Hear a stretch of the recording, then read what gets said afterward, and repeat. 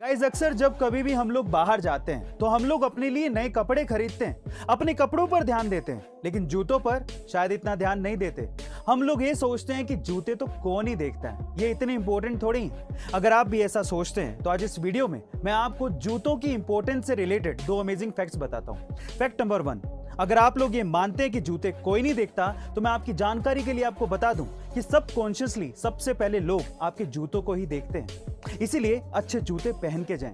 Number 2, अगर आपके जूतों में बदबू यानी कि स्मेल आती है, इन दैट केस आप लोग एक घरेलू नुस्खा अपना सकते हैं। आप लोग उसमें ड्राई टी बैग रख सकते हैं जिससे आपके जूते की बदबू चली जाएगी। गाइस ये दोनों अमेजिंग फैक्ट्स आपको कैसे लगे कमेंट सेक्शन में जरूर लिखिएगा।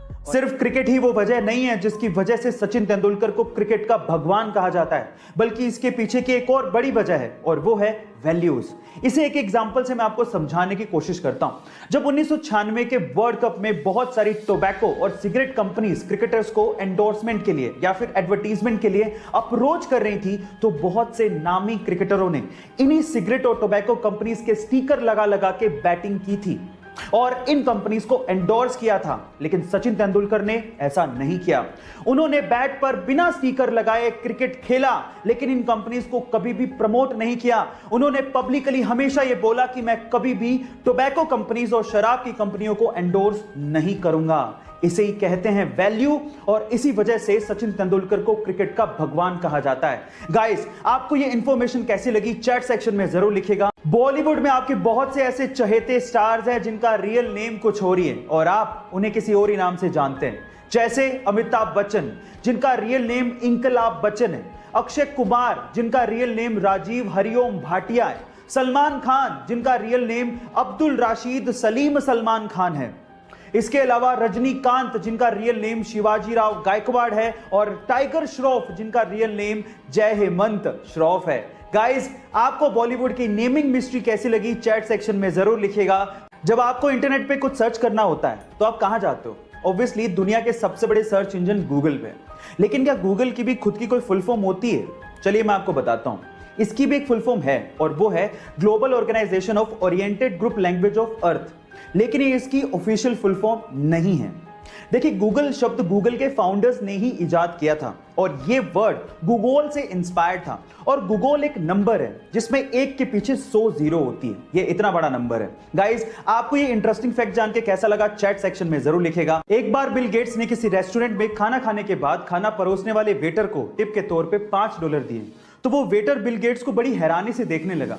तो इस बात पे बिल गेट्स ने वेटर से पूछा कि क्यों भाई क्या हो गया, तो मुझे इतनी हैरानी से क्यों देख रहे हो?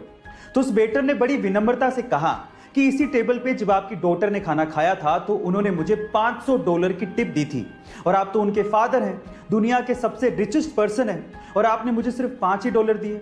तो इस बात पे बिल गेट्स ने जो कहा वो आप लोगों को सुनना चाहिए। बिल गेट्स ने कहा कि उसके पिता दुनिया के सबसे अमीर आदमी हैं, पर मेरे पिता नहीं।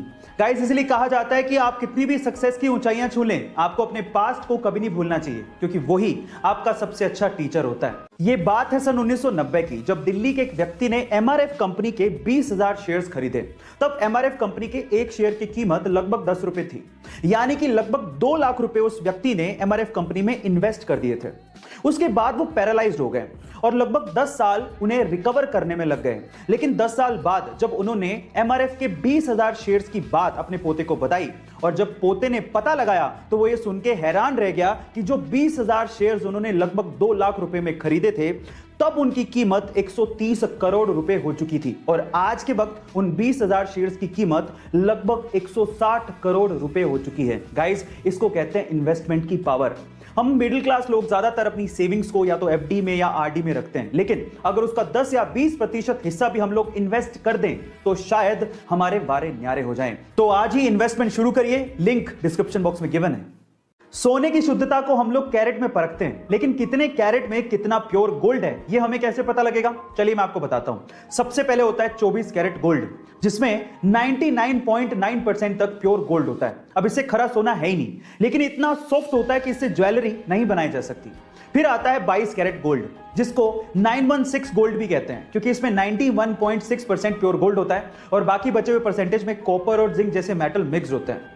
अभी थोड़ा हार्ड होता है तो इसे ज्वेलरी बनाना आसान होता है। फिर आता है 18 कैरेट गोल्ड, जिसमें मात्र 75% तक की प्योर गोल्ड होता है और बाकी बचे हुए 25% में निकल, कॉपर और जिंक जैसे मेटल मिक्स होते हैं।